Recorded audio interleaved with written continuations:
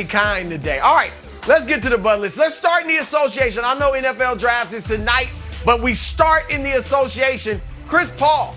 All right, Chris Paul. Now, maybe Devin Booker will be back, right? There's talk that he could be back for game 6, but I don't think he's going to be back, and I don't think he's going to play a ton of minutes, even if he does come back. So it's on CP3. Chris, close these boys out. They are pesky. And Jose Alvarado, Wilds' favorite player, has held you to 2 8-second violations. Just close these boys out. Get rid of them.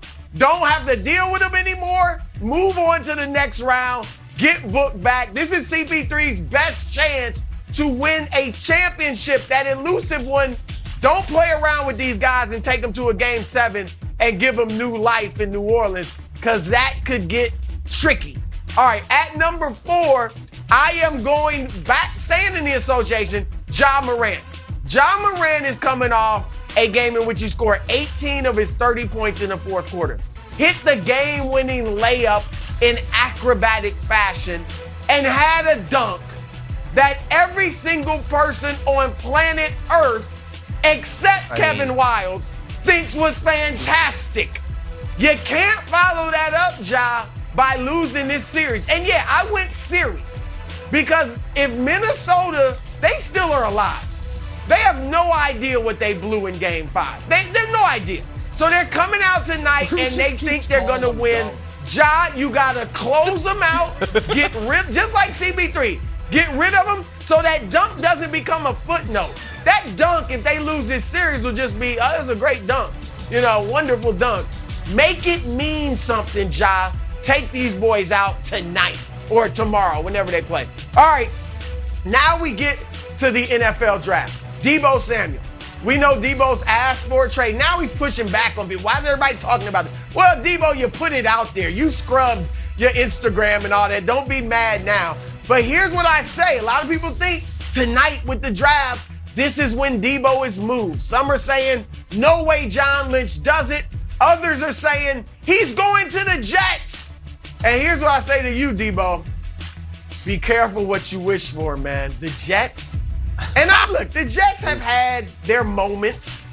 But man, Deebo, think about this. You're not in a bad situation, I don't think. A lot of people feel like once you leave Kyle Shanahan, we'll see if you're as good. And if you go to the Jets, I just remind you, the last guy that was on, you're not even at this level yet, Deebo, but he was on a Hall of Fame trajectory, skilled player, Le'Veon Bell. Went to the Jets for some money, and we haven't heard a thing from him since. So just be careful, Deebo. You still don't have to get traded if you start talking to the Niners front office. All right, at number 2, we are going to stay in football and go with our man Baker Mayfield. Again, tonight could be the night. He's been waiting a month and a half to get traded. A lot of people, one report even said he's definitely going to Seattle.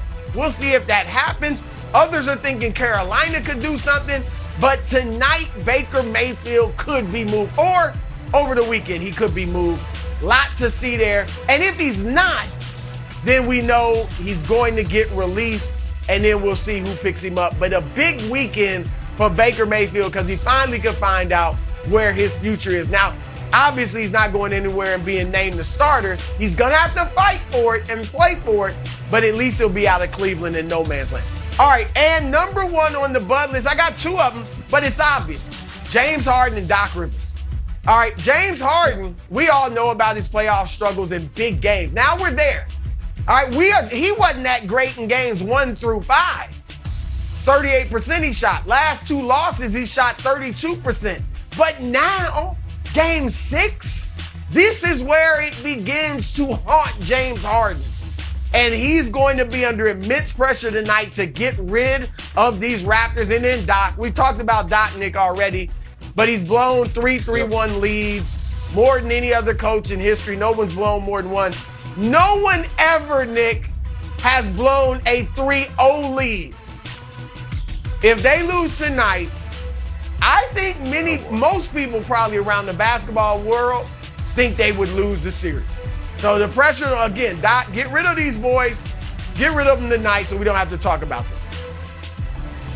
All right, this is a very good list. I like a lot of it. I'm going to add another basketball player, and it's a guy who right now is active on Twitter but not active playing games, and that is, of course, the Slim Reaper, or pardon me, the God himself, Kevin Durant. Yeah. So here's the deal, Wilds. Here's my question. What if the Celtics get rolled? What if Giannis averages 35 a game? What if this great, the Celtics defense that, again, I think is outstanding, but is being discussed as, could this be the best defensive team of the last 10 years? Of the last 15 years? One of the best. Look at what they were able to do to the most skilled offensive duo ever. What if Milwaukee comes in and just says, yeah, we're going to do what we do? I think right now, by the way, Vegas is drinking all of the Celtics Kool-Aid. And again, I think that is the refractory period of the Nets being overvalued. I think that because right now Vegas says the Celtics have a 62% chance to beat Milwaukee. But what if Giannis comes in and shows what the actual best player alive can do against this defense and averages 30 plus a game on a good efficiency? I think in an odd way, that will make what Durant did even worse. So I think there's a lot of Durant's under duress on something he has no control over, which is he needs, oddly, for Giannis to struggle and the Celtics to win. Or if the Celtics go on to win the title, then getting beat by them, it's like, everybody got beat by them.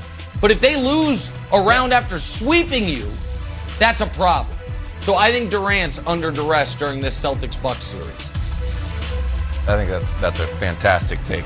I'll talk about another guy who's under duress. And again, just want to lay out the ground rules here. This is not an indictment, it is an inspiration. Because Donovan Mitchell, you need a little bit of inspiration from your old buddy Kevin Wilds. Need you to show up here. I've been pulling for you all year. 2020, had a big coming out party. Put up 2 50-point games in the bubble. 30. I was going crazy. Shooting over 50% from three. Last year, pretty good. 30 points, 43%. This year, not so much. 26 points. It's quiet 26. We're just whispering 26. 19% from three. He's 8 for 41, bro. And no defense. Been the worst defender on the team. I feel like he's a little bit like, he needs to play better defense. That's fine. He shoots so well. It's kind of like a give and take. But man, you can't go 8 for 41 from three.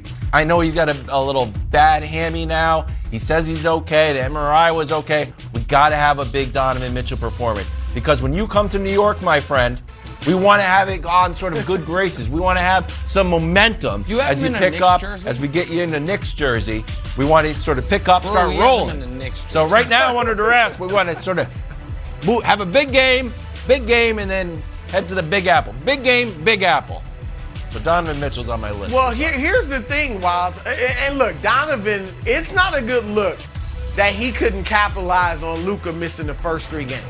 All right, that's not a good look at all. But Wilds, I would think you would want it to go bad for Utah and maybe bad for Donovan. If he plays poorly and they get beat in this next game, then not only would he be disgruntled and be like, man, I won out, but maybe Utah's like, you know what? Maybe we should start all over. We're paying you all this money and we getting bounced in the first round. So I think maybe you don't want him to have a great game tonight. Just think about that. Marinate on that a little bit, Wilds. Okay. Nick, I do like your point, but here's the deal.